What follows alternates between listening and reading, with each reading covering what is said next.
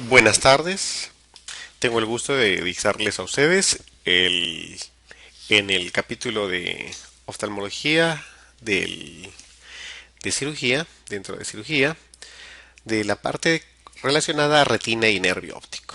Mi nombre es Enrique Chacón Rosselló, soy médico oftalmólogo especialista en retina y vitrio.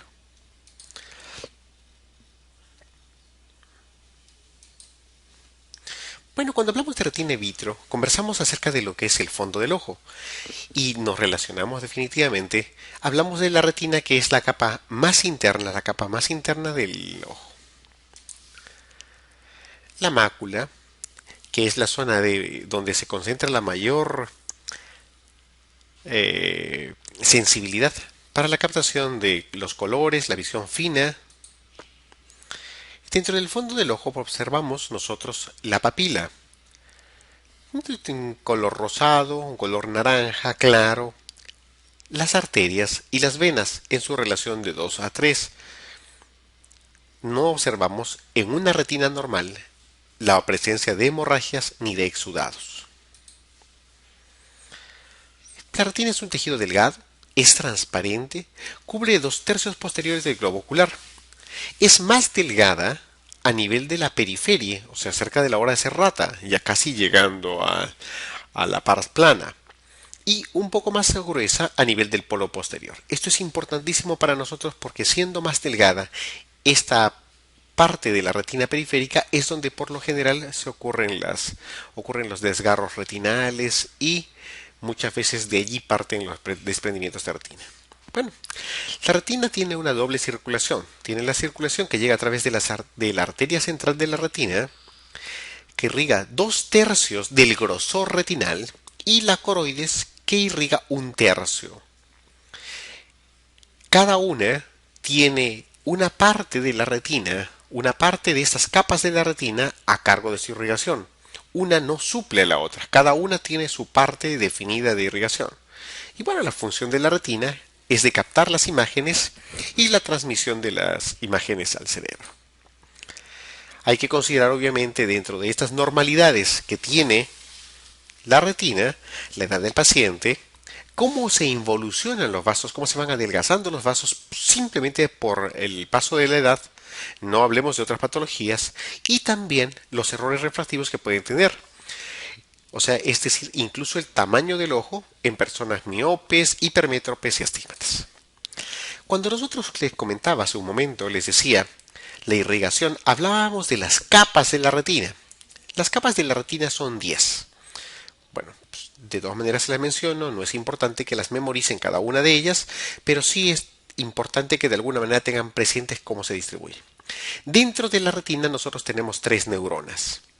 Tenemos una primera neurona, que es el cuerpo neuronal de los conos y bastones. La segunda, que es una neurona bipolar, y finalmente la neurona de las células ganglionares. Es así que partiendo de la parte más externa a la interna tenemos el epitelio pigmentario. En esta parte tenemos la capa de los fotorreceptores, los conos y bastones. Tenemos la limitante externa, la nuclear externa, que son los cuerpos neuronales de estos conos y bastones. Tenemos una sinapsis entre las células bipolares y las células de los cuerpos neuronales de los fotorreceptores en esta capa conocida como una plexiforme externa, y esta capa de células bipolares pues se conecta en esta capa plexiforme interna con las células ganglionares. ¿Qué es importante estas células ganglionares? Esta es la capa que van a ver ustedes, mucho les vamos a repetir en la parte de glaucoma, porque esta capa de células ganglionares y sus axones, que son la capa de fibras nerviosas, que son los que llevan el estímulo al cerebro, pues son las que terminan dañándose en el glaucoma. Bueno, y los métodos de evaluación de la retina.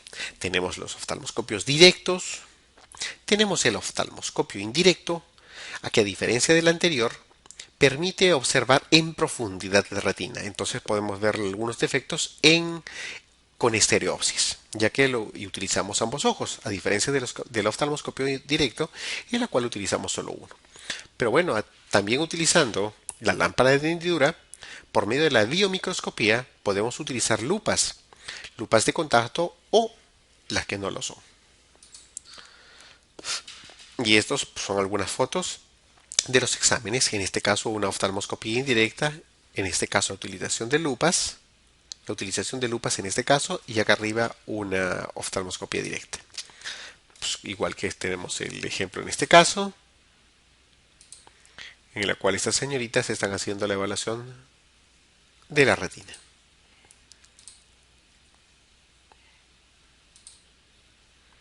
Así es como más o menos se observaría en la evaluación con una lupa de no contacto la retina, en la cual nosotros vamos moviéndola y vamos viendo como si fuera un haz que va cortando todas las partes de la retina, del polo posterior de la retina, y podemos ver algunas patologías. Pues existen unas lupas de contacto que nos permiten ver mucha más periferia.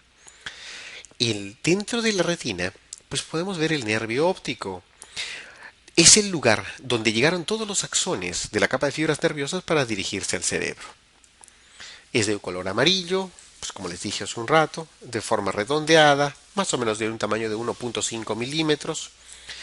La relación copa-disco es inferior por lo general de 0,4. Claro que hay que considerar que existen muchas veces las megalopapilas, el anillo neuroretinal y la capa de fibras nerviosas, ¿no? Pues, su borde.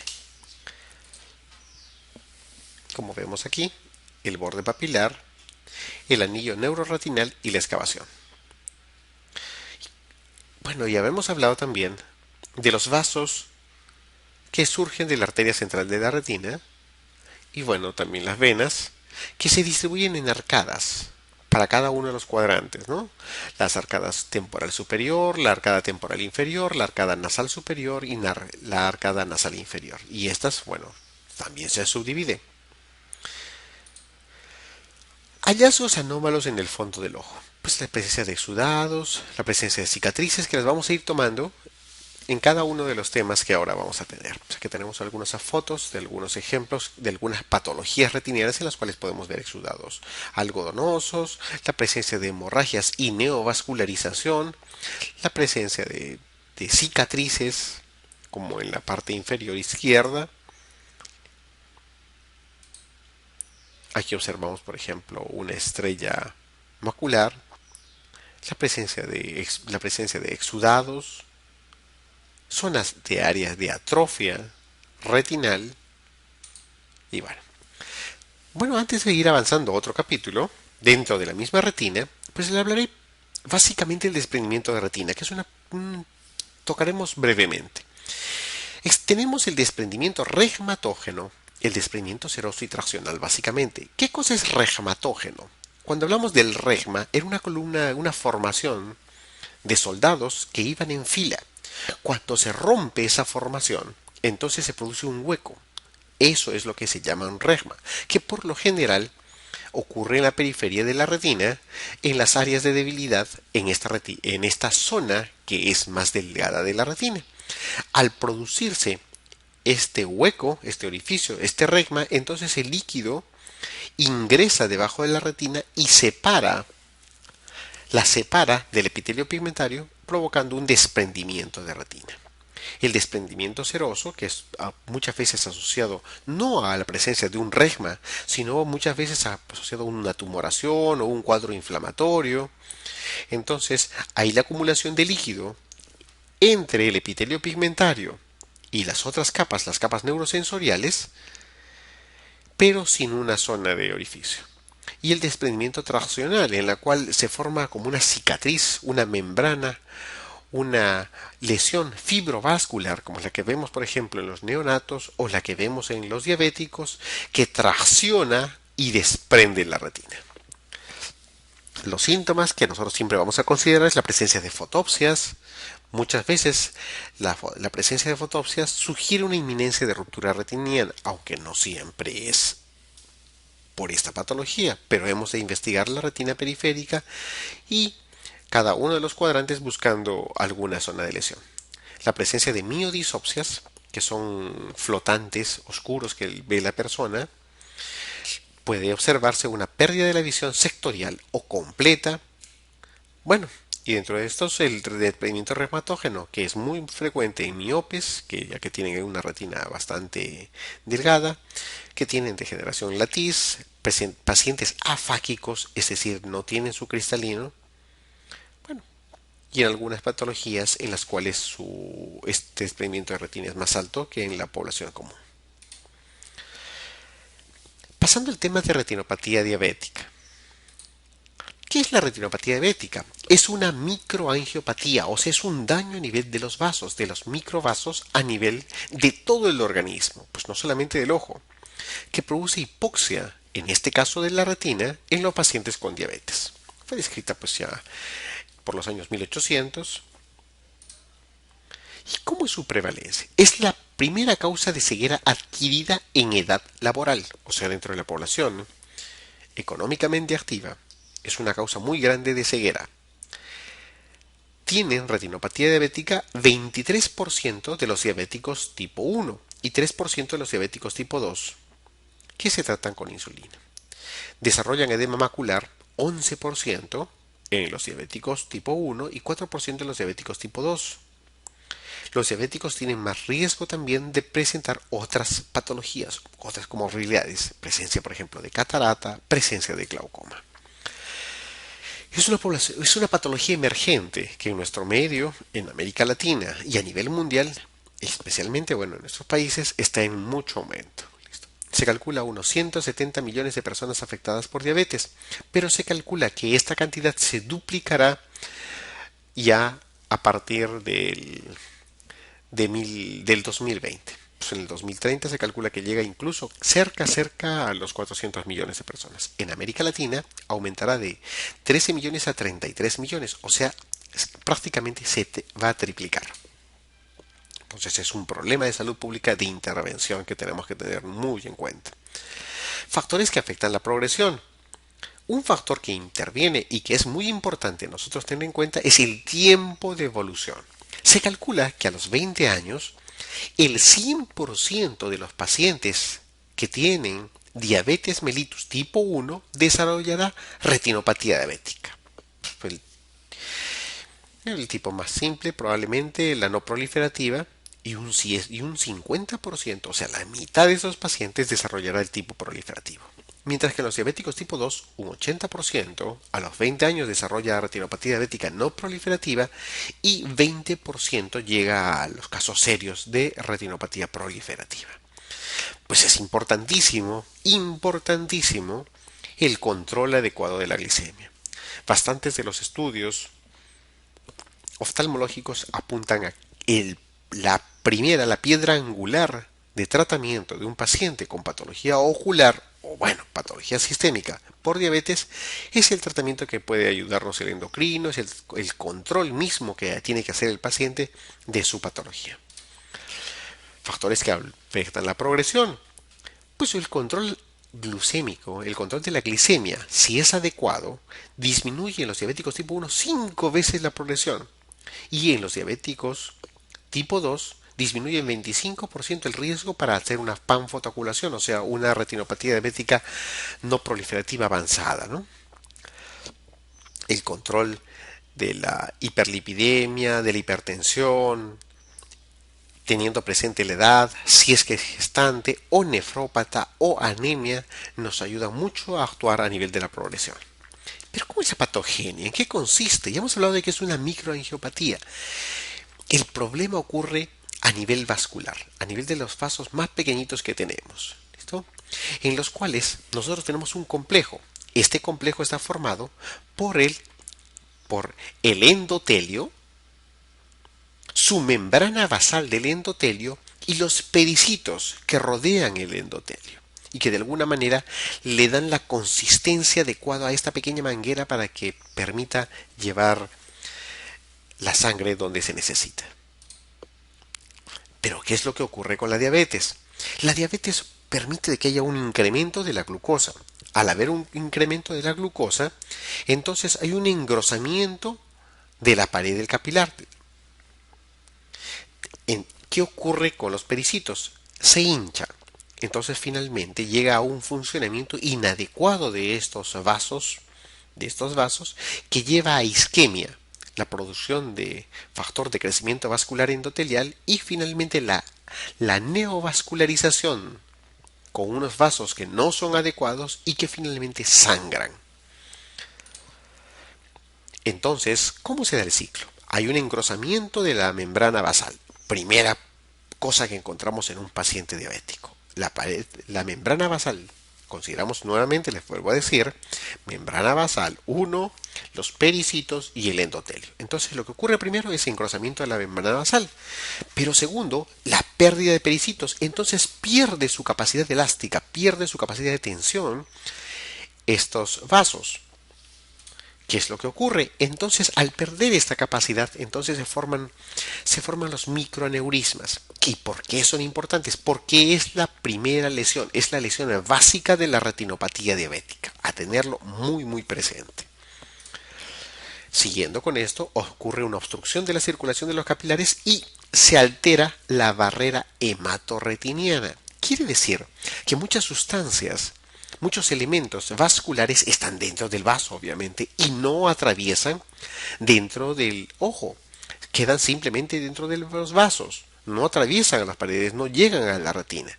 Entonces, pero al alterarse estos vasos normales que tenemos, entonces se altera la barrera hematorretiniana y encontramos estructuras vasculares en zonas donde no deberían estar. Y finalmente, al haber un área de isquemia, permite la proliferación de neovasos, unos neovasos que no tienen características adecuadas y que rápidamente pierden líquido, pierden sangre y provocan hemorragias y provocan la proliferación de un tejido fibroso, fibrovascular, que tracciona y desprende la retina. Bueno, la contracción que le exige, la contracción, la hemorragia y desprendimiento de retina, ¿no? Entonces los microaneurismas, acordarnos, lesión básica de la retinopatía diabética, si lo observamos en la oftalmoscopía, en la retinografía, la presencia de estos puntos rojitos, ¿listo?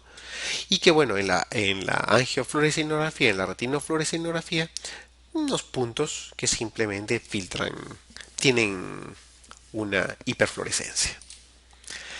También observamos, ya por ruptura de estos microaneurismas, la presencia de hemorragias, que pueden ser en llama, son las microhemorragias que se ubican en las capas superficiales, es decir, en la capa de fibras nerviosas, o microhemorragias redondeadas que pensamos se ubican en capas más profundas. La presencia de exudados duros, entonces por esta hiperpermeabilidad de los vasos retiniales, como hemos dicho, ya perdieron su característica de retener los líquidos, salen pues sustancias, lípidos, proteínas y también pues elementos celulares que fagocitan estas sustancias y observamos la presencia de macrófagos que han fagocitado lípidos, proteínas y los observamos como estos exudados duros, pues, ¿no? Que vemos aquí en estas fotos también.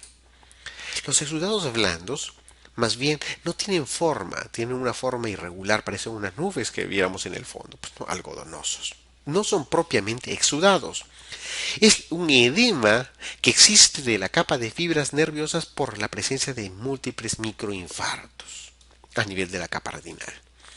Observamos el arrozamiento venoso, claro, como les dije, ya perdió su característica de tensión por pérdida de los pericitos, alteración de la membrana basal del endotelio y observamos el arrozamiento venoso hasta que llegamos a las anormalidades microvasculares interretinianas. ¿Qué son? Son los famosos IRMAs. Crecen en los bordes de las zonas isquémicas.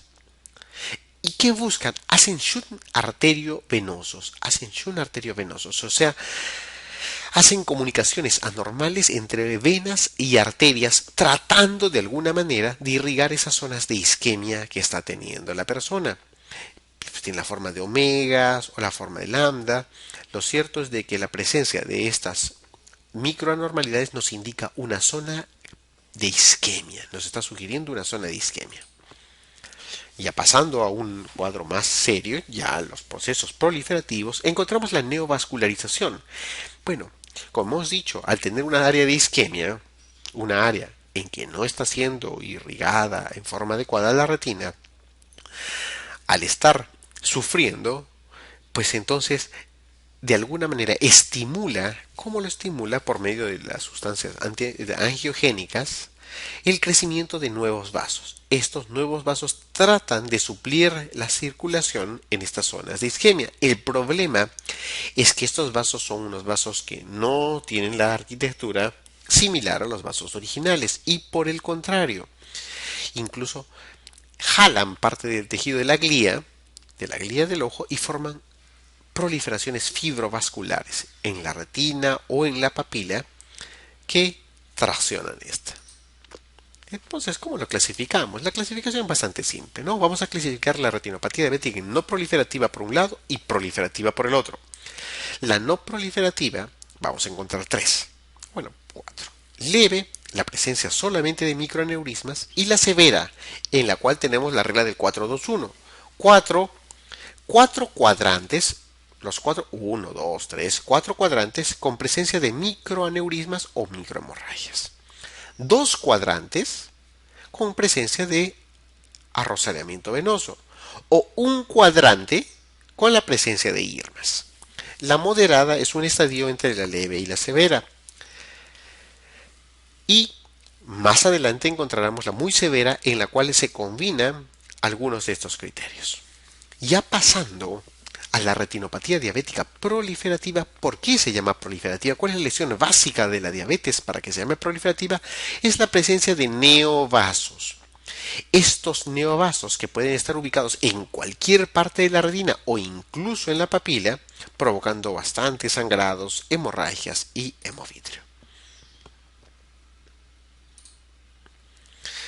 Pues acá tenemos la retinopatía diabética leve, en la cual encontramos la presencia de algunas hemorragias, la presencia de algunos microneurismas, por ahí encontramos algunos exudados duros.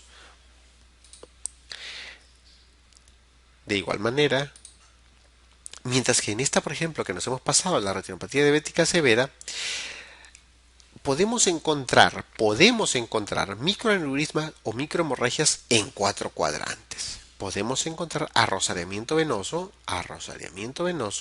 en dos cuadrantes o incluso irmas, anormalidades microvasculares intrarretinianas en un cuadrante. La muy severa, pues como les dije, ya era la combinación de algunos criterios del anterior. Y ya pasamos a la retinopatía diabética proliferativa, en la que hay presencia de vasos. Significa sin características de alto riesgo. Es decir, encontramos neovasos en uno o cuatro cuadrantes. Y si están ubicados en la papila, pues menos de un tercio de esta. Y la retinopatía diabética con características de alto riesgo es un riesgo inminente de pérdida visual. Si no tiene un tratamiento urgente, encontramos neovascularización en más de un tercio de la papila, la presencia de hemorragia preretiniana o presencia de hemovitrio. El hemovitrio es la causa más importante de pérdida de la visión, de disminución de la visión, pérdida de la visión en pacientes con retinopatía diabética proliferativa, mientras que en el bloque grande de pacientes con retinopatía diabética en sí es edema macular.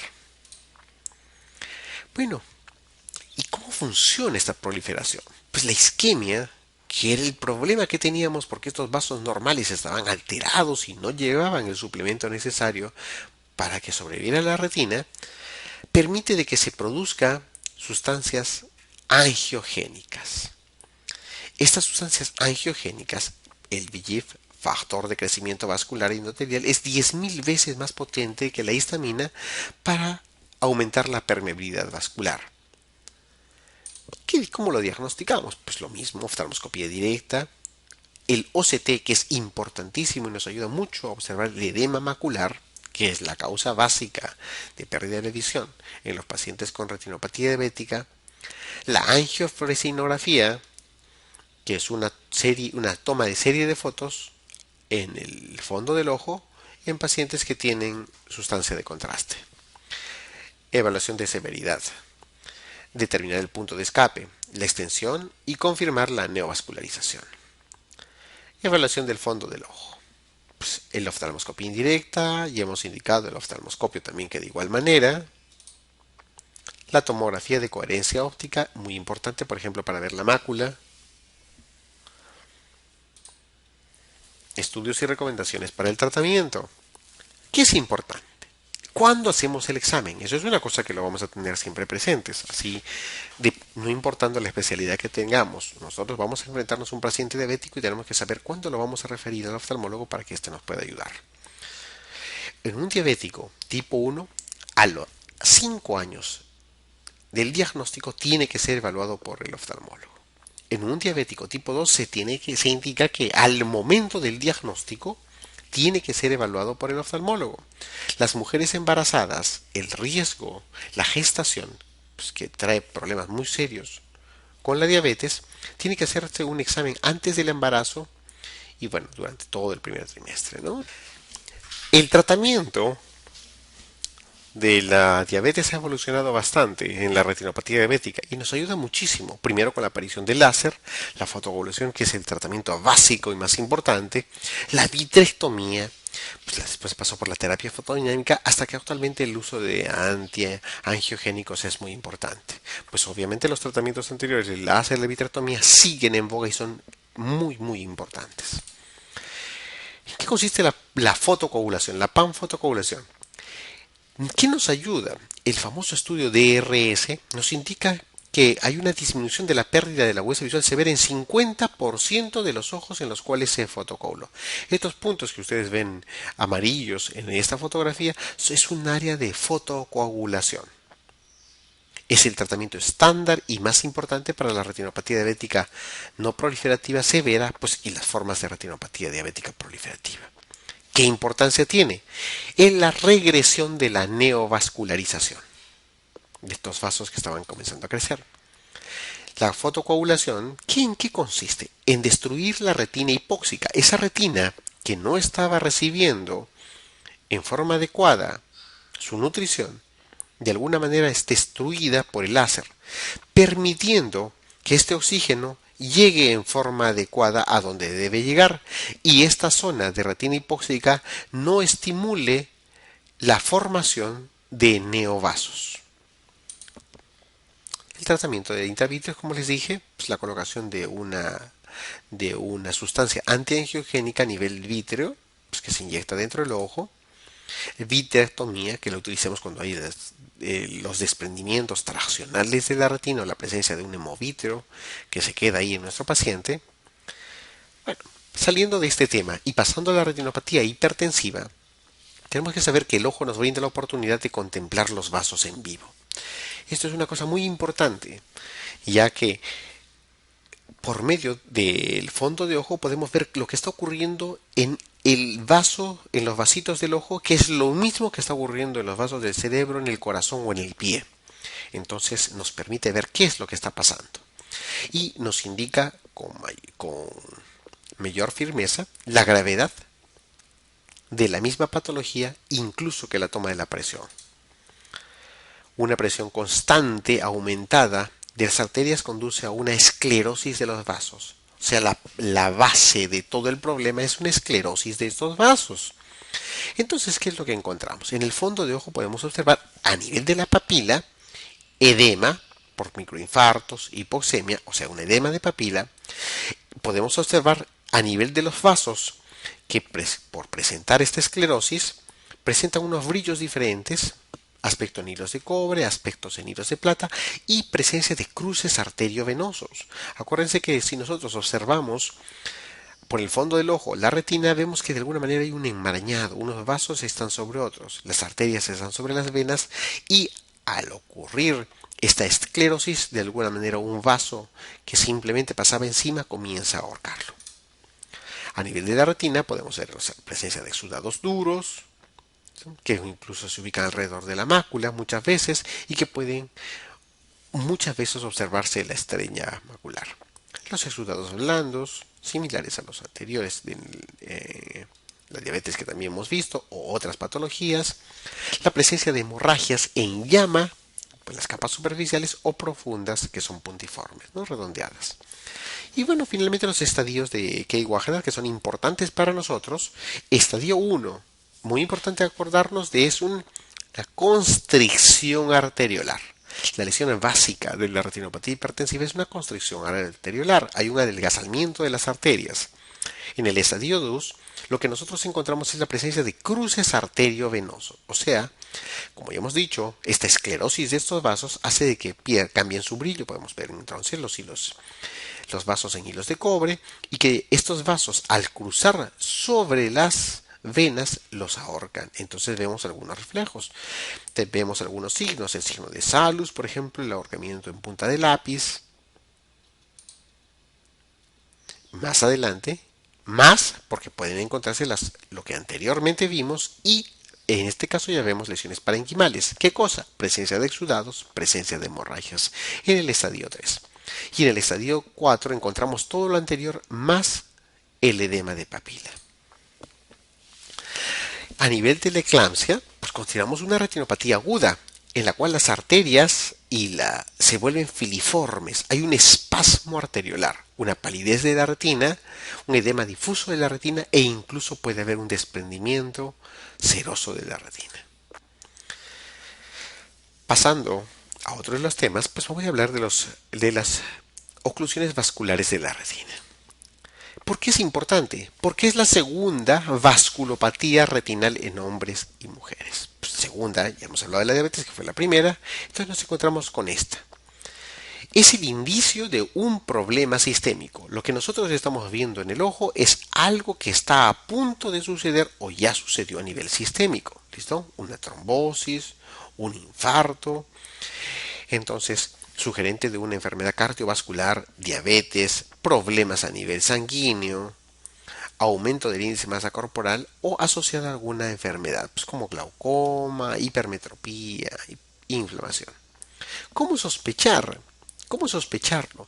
La obstrucción venosa retiniana, pues no es dolorosa, no es nada dolorosa, es indolora, y es de inicio agudo o subagudo, en la cual la visión se torna distorsionada y se altera el campo de la visión, todo el campo de visión o alguna de las partes de la visión, según sea el área afectada.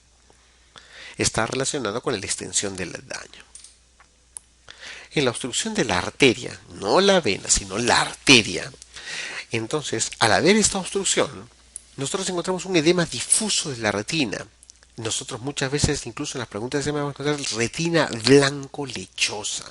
Pues se perdió ese tono rosado que veíamos y no es media blanquecina, una retina pálida. Y encontramos la mácula rojo cereza. ¿Por qué? Por el grosor de las capas a nivel de la fobia, a nivel de la mácula, que es mucho más delgada y que de alguna manera trasluce lo que está ocurriendo detrás, la circulación de la coroides, que sí funciona bien, ¿no? Pues, ¿no? Una retina pálida, blanco lechosa, con una mácula rojo cereza. Esta obstrucción de la arteria central de la retina, encontramos arterias adelgazadas, de bajo calibre, una papila pálida de bordes tortuosos, ¿no? A nivel de la oclusión venosa, y hablamos de la vena, hay éstasis venoso. Pues se obstruyó una vena, entonces al no haber paso en estas arterias, encontramos primero que se trata de compensar. Hay una esclerosis de los vasos en hilo de cobre, vasos exangües, vasos que no llevan sangre porque bueno, han sido obstruidos, y la presencia de hemorragias en llama, redondeadas, distribuidas en la parte comprometida. Es importante también aquí la angiofluorescinografía para determinar el tipo de isquemia, el tipo de oclusión venosa, si es isquémica o edematosa, para ver el tratamiento, cuán importante va a ser para nosotros y el seguimiento. La tomografía, que nos ayuda a observar un edema macular, la presencia de un engrosamiento a nivel foveal, y bueno, la presencia también de membranas epirretinales o tracción vitroretinal. ¿Qué complicaciones pueden haber? ¿Cuáles son los problemas de una oclusión venosa? La presencia de edema macular, que es la que distorsiona la visión a nivel central y la persona se siente muy incómoda. La isquemia, zonas que han perdido su irrigación y finalmente la neovascularización que nos lleva a una presencia de fibrosis, de una tracción y un desprendimiento de retina. Opciones de tratamiento, pues la fotocoagulación, hemodilución, terapia antitrombótica y a nivel de ojo, muy importante, la vitrectomía, el pelaje de la membrana limitante interna, la canalización de los vasos. Hay una anastomosis corioretinal inducida por el láser, ¿no? La terapia antiangiogénica similar a la que veíamos en el edema macular y la terapia corticoide. Pues hay algunos estudios que nos sugieren algunas cosas importantes, pero simplemente los voy a mostrar. El CIOBS, que es el famoso estudio central, que nos indica que tiene que fotocoagularse la retina en un paciente que ha tenido oclusión venosa y que está cursando con presencia de neovasos. Fotocoagular de inmediato. El SCORE es otro tipo de estudios que indica el uso de triamcinolona en el edema macular. Por ejemplo, el CRUISE es otro estudio que nos sugiere, frente al edema macular, que ya les he indicado como causa importante de pérdida de visión en la retinopatía diabética, en la retinopatía por oclusión venosa, el uso de antiangiogénicos. En este caso, por ejemplo, el ranibizumab, o podría ser el bevacizumab, o podría ser el aflibercept. Es decir, nuevamente, la oclusión venosa retiniana es la segunda causa más común de enfermedad vascular. Pues, muy común la obstrucción de las venas de la retina, el riesgo de desarrollar puede ser manejado con los cambios, su control básicamente es en el control a nivel sistémico y el estilo de vida. Bueno, y se han desarrollado bastantes tratamientos que son los que ya mostré. A nivel de neuritis óptica, hablamos de nervio óptico. Pues el título de mi tema era retina y nervio óptico. Entonces vemos las partes del nervio óptico. Acordémonos que el nervio óptico se formaba por los axones de estas células ganglionares, o sea, la capa de fibras nerviosas que se unían y finalmente son conducidas como nervio óptico y todo su ciclo hasta llegar hasta las radiaciones posteriores, pues no. Entonces encontramos acá el nervio óptico y vemos la papila. La papila es cuando ya se han juntado todos los axones estos y ya están dirigiéndose a nivel del cerebro. Entonces podemos ver un edema de papila, que es muy importante tener en cuenta. Dentro de la clasificación de las patologías a nivel del nervio encontramos el papiledema, la neuropatía óptica isquémica anterior, arterítica y no arterítica, las neuropatías inflamatorias, la neuritis óptica, neuropatías isquémicas, compresivas, tóxicas, hereditarias, ¿no? ¿Qué es el papiledema? Es un edema de la cabeza del nervio óptico. Vemos el nervio óptico de bordes borrados, ocasionado por un problema a nivel central. Y este problema a nivel central se comprime y hace de que se transmita esta lesión, esta compresión, llegando hasta el nervio óptico. Por eso es muy importante, los neurocirujanos, los neurólogos nos piden su evaluación antes de, por ejemplo, entrar un paciente que tiene una hemorragia cerebral a sala, ¿no? En tumores, hidrocefalia, infecciones del sistema nervioso central, infiltración, pseudotumor. Pues muchas veces agudo, hipertensión, telangiectasias. Observamos exudados, hemorragias papilares. Las pupilas pueden estar o no comprometidas. ¿Qué es la neuritis óptica? Una inflamación del nervio óptico, ¿no? Y el término de neuritis óptica, que es una inflamación del nervio óptico o desmielinización del mismo, encontramos diferentes formas, ¿no? Una perineuritis, una neuritis periaxial, una neuritis axial, una transversal, la prelaminar. Cuando hablamos de prelaminar de este tipo de neuritis, hablamos de la famosa papilitis. O si es que nosotros la vemos poslaminar, bueno, no la vemos, mejor dicho, la presumimos porque ya la lesión está detrás de lo que nosotros vemos con el fondo de ojo, hablamos de una neuritis retrovulvar. ¿Qué es lo que vemos? Hay una pérdida de la visión monocular.